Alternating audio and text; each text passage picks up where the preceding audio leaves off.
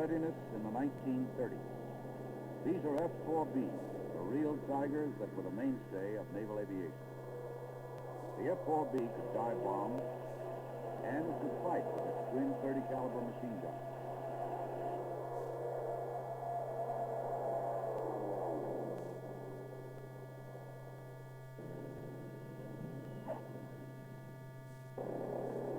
It was a great plane, incredibly simple to maintain, to repair, and to keep in fighting trim.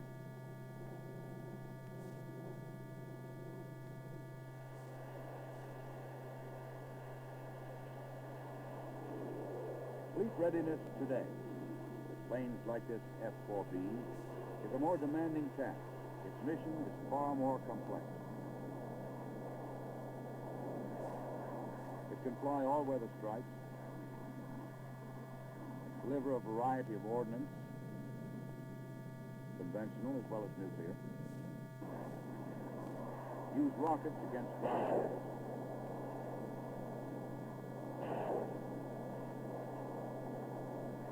and perform fleet anti-aircraft duties. These capabilities do not come cheap. While the old F-4B had a price tag of $25,000, its present-day successor costs $2.5 million. But more startling than the initial cost is the price the Navy pays to maintain the super-sophisticated hardware, avionic systems, electrical, ordnances, each one requiring skilled services by extensively trained specialists who are in short supply. The cost of maintaining just one F-4B over its normal service life will buy 4 additional aircraft. But money for maintenance, as in manpower, is also in short supply. More must be accomplished with limited funds than ever before. Can these complex, sophisticated weapon systems of today's Navy be maintained as reliably and efficiently as their predecessor, in spite of the limited funds and manpower? The answer is no. Not if we continue to use biplane maintenance management methods in a supersonic jet era. Management techniques, like hardware, must be updated. The Naval Aviation Maintenance Program applies modern management techniques to the maintenance of aircraft. This system gives maintenance managers the means of doing their job more effectively, using existing money and manpower.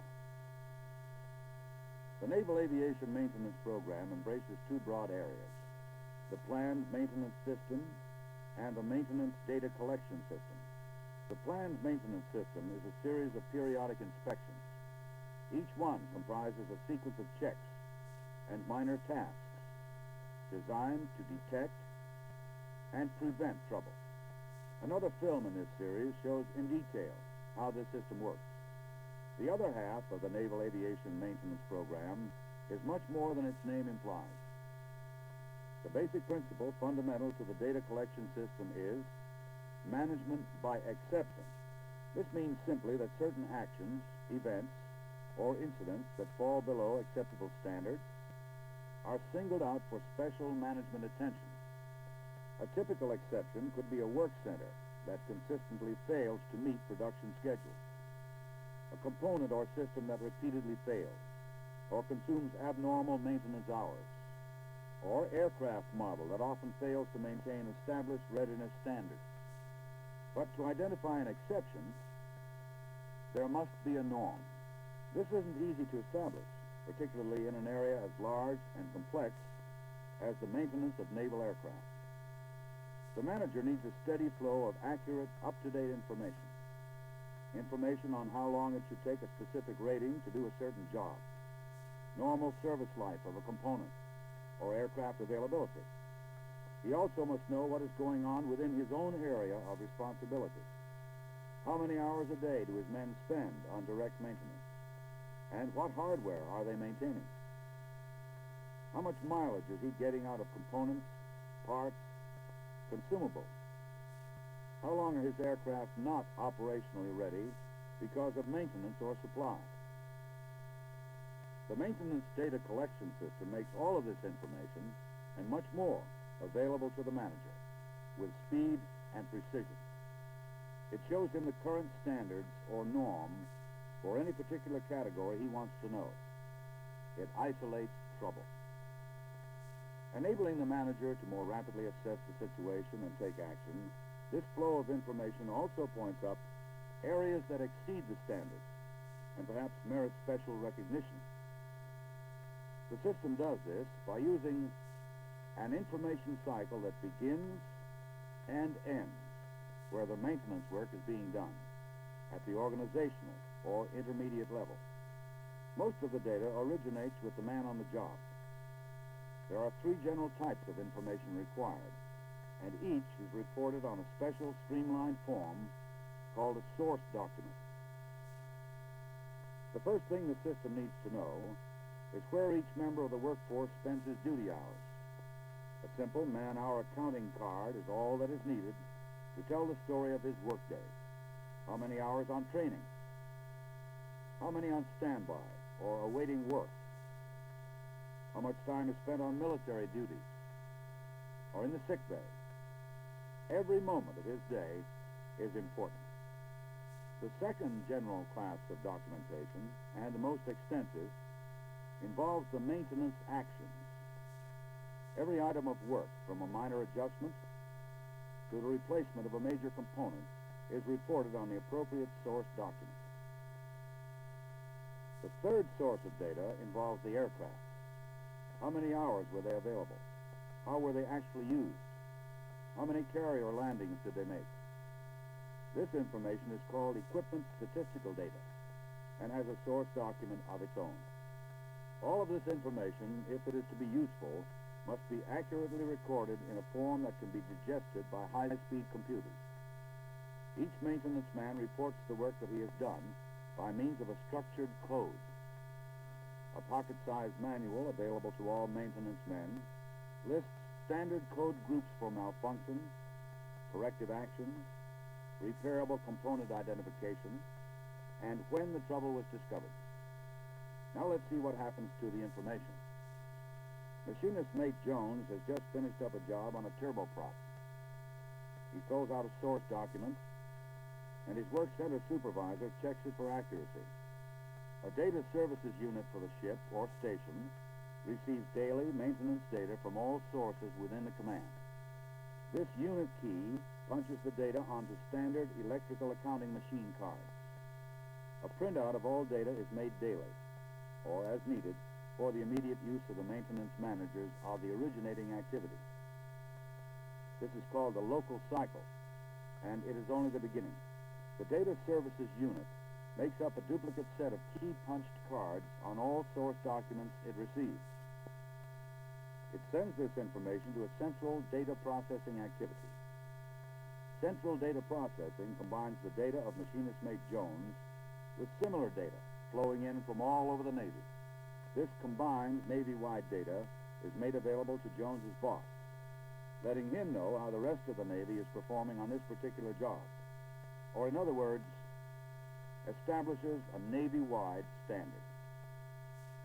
From this, he measures his own management effectiveness by comparing Jones's performance with the rest of the Navy.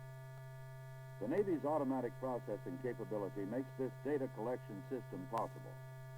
No other method could possibly handle the enormous volume of information or convert it into current usable reports. These reports are called data products and are made available to various levels of fleet maintenance managers. The data products provide a comprehensive picture of the entire maintenance situation, giving each manager at his level the immediate information he needs to make decisions. For example, in a base level activity, the manager sees an area that's fallen below the norm: utilization of personnel. The fleet-wide norm shows that maintenance men spend 40% of their time on actual maintenance work. This command falls considerably below that figure. Why?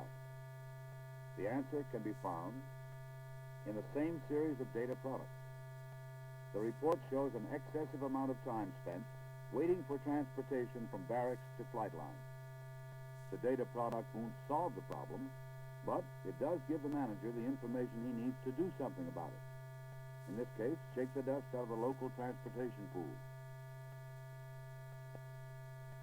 Another item catches the manager's eye. A work center is putting in heavy overtime. Again, the data product shows why. A shortage of personnel, particularly in the higher skills. Yet another work center has an excess of skills, and too many experienced maintenance men are assigned staff duties. Of course, the monthly report can't reshuffle these men, but the manager can once he has the information.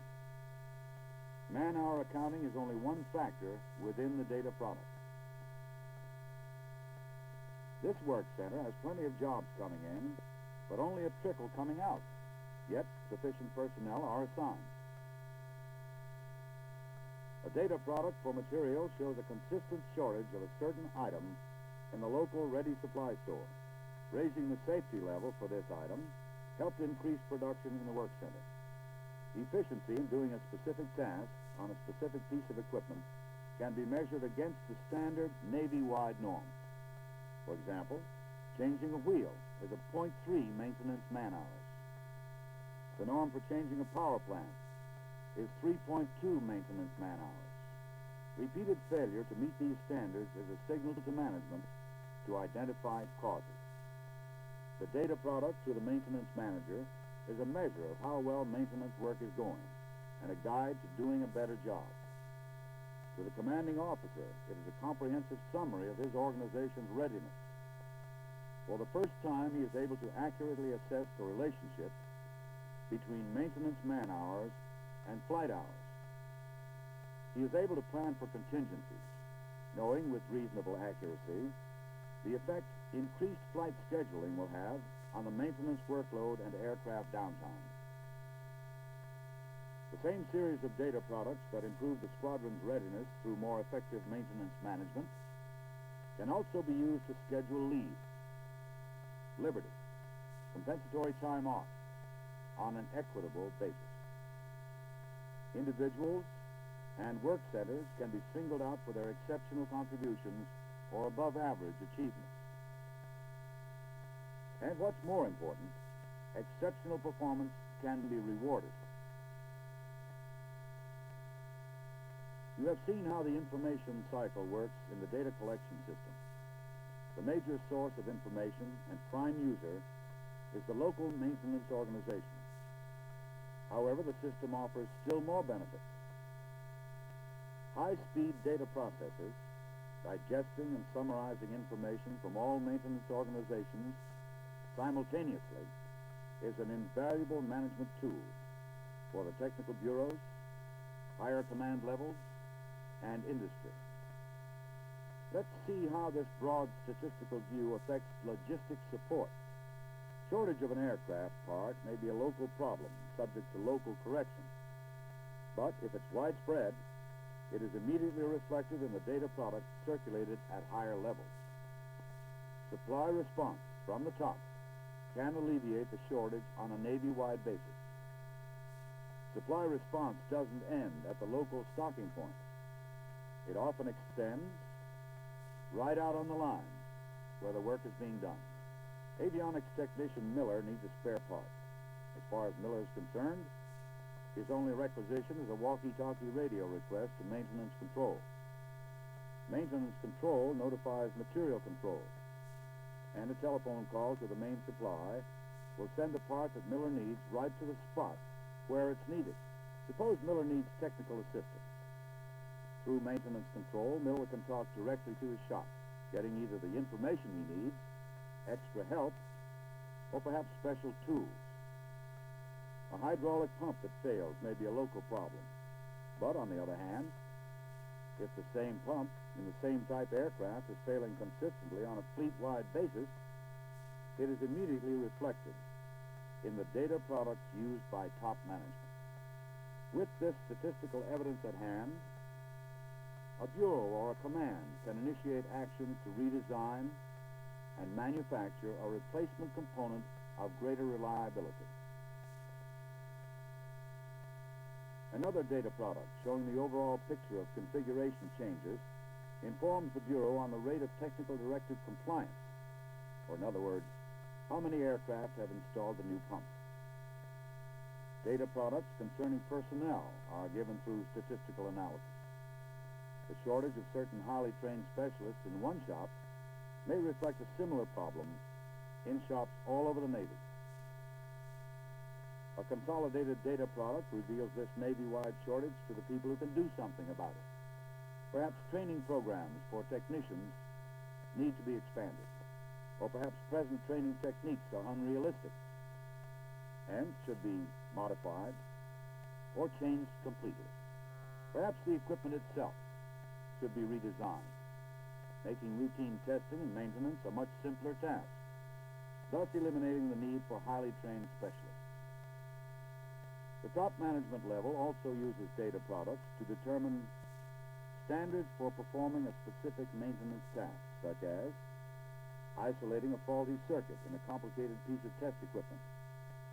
This gives the operating units a yardstick to measure this efficiency. These standards are by no means static. They will continually change. A higher standard of performance in repairing this piece of test equipment may reflect improvements in technician training or a simple design. The data collection system works hand in hand with the planned maintenance system. A flexible, ever-changing norm reflecting current fleet-wide standards prevents the planned maintenance program from becoming static, rigid, and perhaps obsolescent. For example, a planned maintenance task calls for this generator to be changed every 100 flight hours.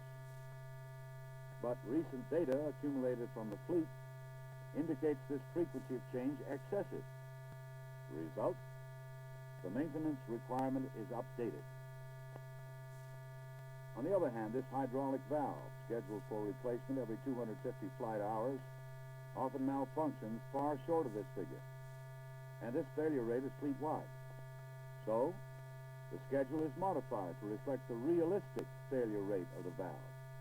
Maintenance data products assist high-level commanders in forming operational plans and making military commitments. A fleet commander was usually limited in aircraft availability information. He knew with fair accuracy how many aircraft were operational, and that's about all. In contrast, today's aircraft statistical data presents up-to-the-minute summaries of all major aspects of aircraft readiness. From these specially prepared data products, the commander can not only determine how many light attack aircraft are available for the operation, but also how many are configured for bombing missions, for air-to-air surface rocket employment, for all-weather use, and for nuclear attack, to mention only a few categories essential for operational planning. To sum up, the maintenance data collection system continually absorbs information on the use of men, material, and the weapon system itself. It processes a series of specialized data products that enable the base-level managers to improve operational readiness of their aircraft through the most effective use of existing manpower and funds. The data collection system is of equal value at higher management levels. Specialized data products are used to formulate policy and procedures, initiate technical improvements, achieve more realistic operational plans, and measure technical directive compliance. Finally, the system enables the Navy to show Congress documented proof of what its share of defense appropriations buys in terms of operational readiness. If there is any magic in the system, it is in the Navy's capability for high-speed data processing.